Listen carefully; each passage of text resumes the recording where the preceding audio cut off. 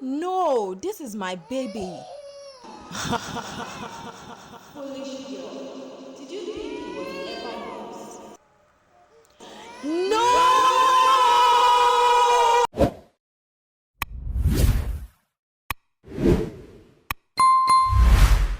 For 5 years, Amara had been the devoted, loving wife of Daniel.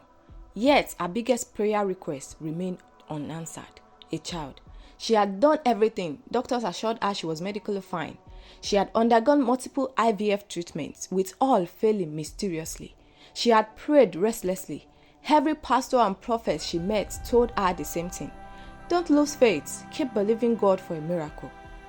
Her mother-in-law, Mama Grace, was her biggest tormentor. She had made Amara's life a living hell, taunting her, calling her barren, urging Daniel to take another wife.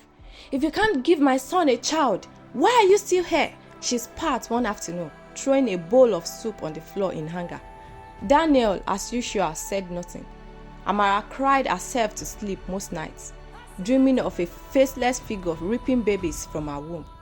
The room was quiet, cloaked in darkness, except for the dim glow of the bedside lamp. Amara stared in her sleep. Then the dream came again. She was standing in an endless field, surrounded by mist. The air was thick with silence. Then she heard it, a baby crying. Her heart leaped. She turned around, and to her shock, there it was, a tiny bundle wrapped in white clothes, lying on the ground, her baby. Tears of joy filled her eyes as she rushed forward, arms outstretched. My child, she gasped, lifting the infant into her arms, warm, soft, fragile. But just as she cradled the baby close, a shadow moved in the mist. Amara froze. From the fog emerged a woman dressed in black. Her face was hidden beneath a dark veil, but her presence was suffocating. A cold shiver ran down Amara's spine. Something about her felt familiar. Give me the child, the woman said, her voice a whisper that echoed in the still air. Amara's grip tightened protectively. No, this is my baby. The woman let out a low, wicked laugh. Foolish girl, she hissed. Did you think he was ever yours? Before Amara could react, the woman lunged forward with inhuman speed and wrenched the baby from her arms. No! Amara screamed, scrambling after her. Give me back my child! The woman held the baby close, stepping backward into the mist. The child's cries became fainter, fading into the darkness. Amara ran, but her legs felt like they were sinking into the ground. The woman's voice drifted toward her, shrilling and mocking. You will never carry his seed. It belongs to me. Amara jolted awake with a scream. Her body was drenched in sweat, her heart hammering against her chest. She gasped for air, her hands trembling as she clutched her stomach. The room was the same, safe, normal. But the fear was real, and deep inside she knew this was more than just a dream. The afternoon sun cast a golden glow over the living room, but the atmosphere inside the house was anything but warm. Mama Grace sat on the plush sofa, her arms folded across her chest, her face twisted in an expression of disdain. Amara stood before her, hands calmly resting at her sides, though her heart was beating wildly inside her chest. She had known this conversation was coming. Mama Grace let out a heavy sigh and shook her head. 5 years, Amara. 5 years. And yet, no child. No hire for my son. Do you think marriage is just for decoration? Amara swallowed, but kept her face neutral. Mama, I understand your concerns, but... But what? Mama Grace snapped, leaning forward. How much longer do you expect my son to wait? How much longer do you expect me to wait? Amara took a slow breath. She had grown used to these taunts, the constant prayer, the never-ending accusations. Mama, she said gently, Daniel and I have been trying. I have not relented. I've been praying, seeking medical help. But everything I can, Mama Grace scoffed. Praying? Is it prayers that will give you a child? You think God has time for barren women like you? She let out a bitter laugh. Listen to me, Amara. Whether you like it or not, my son will not die without a child. If you cannot give him one, then he will marry another woman who can. Amara's chest tightened, but she refused to let the words break her. I am not relenting, Mama, she said firmly. I still believe that God will answer me in his time. Mama Grace's nostrils flared. God's time? She mocked. I don't have time for foolish faith. If by the end of this year, you are still without a child, I will personally bring another wife into this house, and trust me, you'll be the one to live. Amara should have been shaken. She should have broken down in tears, but instead, she stood her ground, her voice steady. I serve a God who does not fail, Mama. I will carry my child when the time is right. Mama Grace's eyes darkened. She studied Amara for a moment, as if searching for something. Fear, doubt, weakness. But Amara gave her none. Mama Grace rose to her feet. We will see, she muttered before storming out of the room, leaving behind an air of suffocating tension. As soon as the door slammed shut, Amara let out a shaky breath. She felt the weight of unseen battles pressing against her, but she refused to break.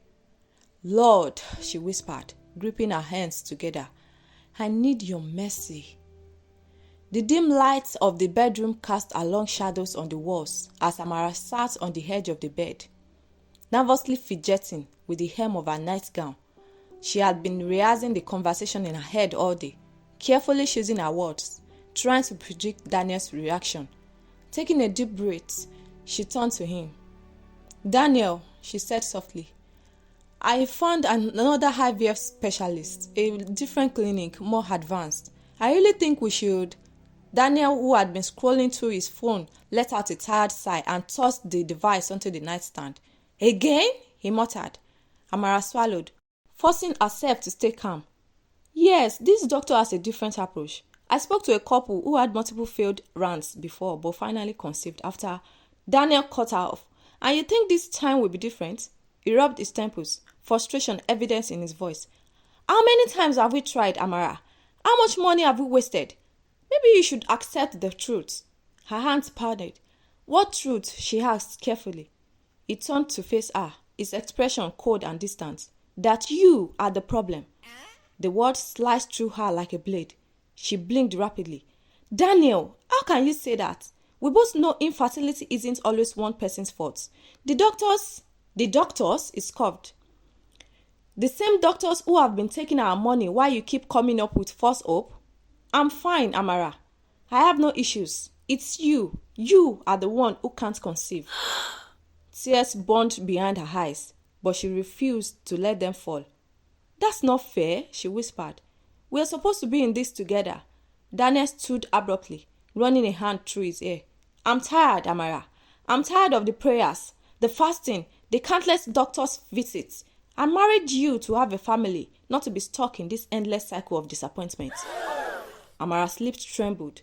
She had always feared he blamed her, but hearing it out loud shattered something inside her. You are my husband, she said, her voice barely above a whisper. You are supposed to stand by me. He exhaled sharply, shaking his head. Maybe you should focus on fixing yourself instead of dragging me into this anymore. With that, he grabbed his pillow and stormed out of the room, leaving Amara sitting in stunned silence. Her hands clenched into fists. The dreams, the miscarriages, the way Mama Grace always looked at her with that knowing smirk. Was she really the problem? The church office was small but peaceful. Framed Bible verses adorned the walls, and a single wooden cross stood behind Pastor Elijah's desk. Amara sat across from him, her hands clasped tightly in her lap, her eyes filled with unshed tears. Pastor, I don't understand anymore, she said, her voice shaking. I have done everything, prayed, fasted, sought medical help, but nothing is changing. Every IVF attempt has failed. My mother-in-law hates me, my husband is slipping away, and the worst part, I keep having these terrible dreams. Pastor Elijah leaned forward, his eyes kind but serious. What kind of dreams? Amara hesitated before speaking. I see strange dark figures, Pastor. Dark figures taking something from me. Something I can't see, but I can feel the loss. Sometimes I see a woman, I can't make out her face, but she takes my unborn child from my womb and walks away, laughing. And every time I wake up, something tells me I was pregnant, but the child is gone. The pastor remained silent for a long moment, his gaze searching us. Then he took a deep breath and clasped his hands together. Amara, listen to me. This battle is not just physical, it is spiritual. A lump formed in her throat. She had always suspected it, but hearing him confirm it sent chills down her spine. The enemy has been stealing from you, Pastor Elijah continued, his voice calm but firm. But God never allows darkness to win over his children. The fact that you are here today means your testimony is coming. Everything hidden will soon be revealed. Amara's heart pounded. So what do I do, Pastor? Pray. He took a bottle of anointing oil from his desk and placed it in her hands. But not just any prayer. You must pray for God to expose the root of your problem. Ask him to reveal every hidden thing. Keep praying and watch very soon. You'll see the truth for yourself. Amara's fingers tightened around the oil bottle as the pastor bowed his head to pray for her. For the first time in a long time, she felt a sense of hope. The car ride back from the hospital was tense. Daniel gripped the steering wheel, his jaw clenched, his face dark with frustration. Beside him, Tasha, his secret lover, sat with her, arms crossed, staring out the window, equally disappointed. The news from the doctor wasn't what they expected. You've got to be kidding me, Daniel muttered under his breath, shaking his head. Tasha exhaled sharply, turning to him with irritation. I don't understand, Daniel. You told me the problem was Amara, that she was the reason you didn't have kids. Daniel's grip on the wheel tightened. That's what I thought, he snapped. The doctor said we are fine. It only made sense that she was the issue. Tasha let out a bitter laugh. Well, guess what? I'm not getting pregnant either. She threw her hands up. So what now? Am I the problem too? Daniel's mind raced. He had been so certain that Amara was the barren one. That was what his mother had drilled into his head for years. But now, after months of secretly trying with Tasha, still nothing. The doctor's word echoed in his mind. There is no medical reason for the infertility, Mr. Daniel. Let's keep trying. A cold shiver ran down his spine. Tasha hooved and turned back to the window. You better figure this out, Daniel, because I'm not about to waste my time the way Amara did. Daniel didn't respond. He just kept driving, his mind slowly starting to connect the dots. For years, he had believed his mother's words. He had watched as she tormented Amara, convinced that she was at fault. But if two different women couldn't conceive for him, then maybe, just maybe, he wasn't as fine as he thought. It was a regular morning. Amara arrived at work and sat at her desk, ready to start her task when she realized she had forgotten something at home. Her work diary. She hesitated. She could manage without it, but suddenly a strange, overwhelming feeling took over her. Go back home. The voice in her head was urgent, almost desperate. Go back now. She had no logical reason to return home, yet she felt an invisible force guiding her. She grabbed her car keys and rushed out. The drive home was unnerving. Something felt off. The closer she got, the heavier the air became. When she arrived, the front door was unlocked. She stepped inside quietly. The house was too silent. Then she heard it, the muffled sounds from her bedroom. Her heart nearly stopped. Slowly, she pushed the bedroom door open, and what she saw shattered her soul into a million pieces. There, on the very bed they shared, her husband was tangled in the arms of his own mother. Naked, twisted in an act so abominable, so sickening, that her mind refused to believe it was real. She felt like she was going to faint. Mama Grace turned her head lazily, completely unfazed. Daniel looked at Amara, his expression void of shame. Instead of scrambling for clothes, instead of stopping, they simply stared at her. Then Mama Grace smacked. You weren't supposed to see this. Amara stumbled backward, bile rising in her throat. What? What is this? She choked out. Daniel stood up slowly, completely unbothered by his nakedness. His eyes were empty, void of the man she had once loved. You should have stayed at work, Amara, he said coldly. It hit her then. This was not just adultery. This was something much darker, something ancient, something evil. Suddenly, flashes of her dreams came back. Mama Grace stealing her unborn babies, the inexplicable miscarriages. Her barrenness wasn't natural. Mama Grace had been stealing her children. Amara turned and ran, but Daniel was faster. He grabbed her wrist and shoved her against the wall. His grip was strong. "You will not say a word to anyone," he whispered, his breath hot against her hair. Mama Grace stood behind him, smiling. "If you tell anyone," she said, her voice calm but dripping with malice, "I will make you regret it. You will die screaming, Amara." Daniel leaned in closer. "And no one will find your body." A chilling realization washed over her. They were ready to kill her. That night, Amara locked herself in the guest room, shaking with fear. At exactly 3 a.m., she woke up shaking. Invisible hands were strangling her. She thrashed, gasping for air, clawing at her throat. Then suddenly it stopped. Amara realized then if she stayed another night, she would not live to see the morning. She had to run. With nothing but her phone and the clothes on her, Amara fled. She ran to Pastor Elijah. The moment he saw her, he gasped. "Have been expecting you, Sister Amara." Mama Grace had made a blood covenant with dark forces. To maintain her youth and power, she had been offering sacrifices, her own unborn grandchildren. Daniel had been bound to her since birth, turned into a lover and accomplice. It was never about barrenness. Amara's children were conceived, but they were never allowed to be born. And now that she had discovered the truth, they wanted her dead. Pastor Elijah armed Amara with spiritual weapons, prayers, anointing oil, and a warning. "They will come for you." And they did. That night, as Amara prayed, the lights flickered. Then a knock at the door. She peeked outside. Mama Grace and Daniel stood there. "Come home, Amara," Daniel said, "or we will take you by force." Then suddenly they vanished. But the attack didn't stop. Her body burned with fevers. One night she woke up levitating above the bed. She fought back with prayer, fasting, and help of spiritual warriors. And then Mama Grace made her final mistake. She underestimated Amara. One night, Mama Grace attempted one last ritual to take Amara's life. But this time, Amara was ready. As Mama Grace chanted in her dark shrine, Amara, a mile away, prayed fire upon her. Suddenly, Mama Grace screamed. The next morning, news spread like wildfire. Mama Grace had died mysteriously in her home, her body completely burnt, yet nothing in the house was touched by fire. With his mother's death, something changed in Daniel. It was as if a spell had been broken. For the first time in years, his mind was clear. He was no longer under his mother's dark influence.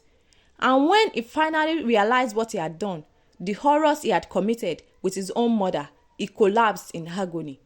He wept, broken beyond repair. The memories flooded back. Every sickening moment, every crime against God and man.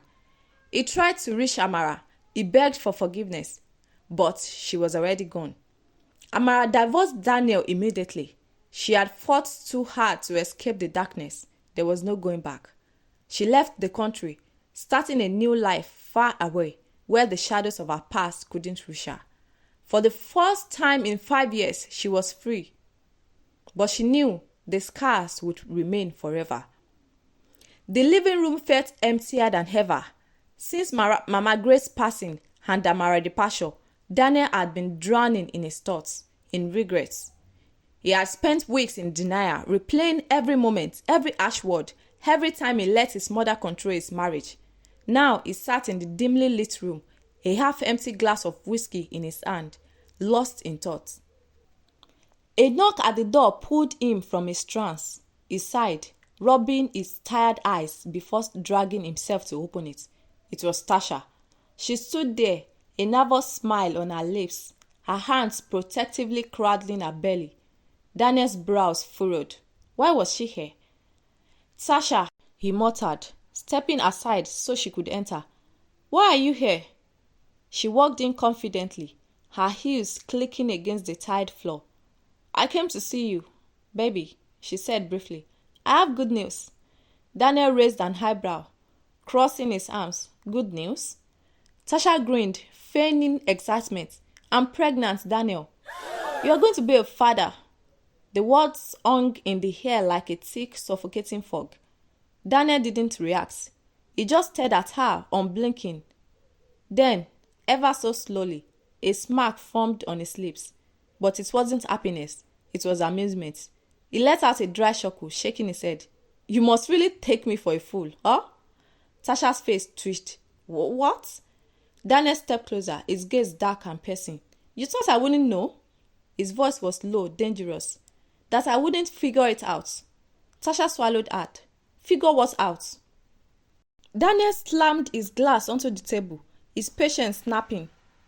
That I can't have children. Tasha. His voice boomed through the house, making her flinch. I am the problem, not Amara. Me. Tasha's breath itched, panic flashing in her eyes. Daniel, He let out a bitter laugh. So tell me, whose baby is that? Because it sure as hell isn't mine. Tasha's mouth opened, but no words came out. She was caught. Daniel's nostrils flared as rage boiled inside him. You thought you could trap me? Lie to me? Make me marry you over a child that isn't even mine? Tasha stammered. I just thought we could. Get out, Daniel growled. Tasha's eyes widened. Daniel, please, I said get out. His roar echoed through the house as it grabbed her by the arm and dragged her toward the door. Daniel, wait, we can work this out. But before she could finish, he shoved her out and slammed the door in her face. The silence that followed was deafening. Daniel leaned against the door, breathing heavily, his hands clenched into fists.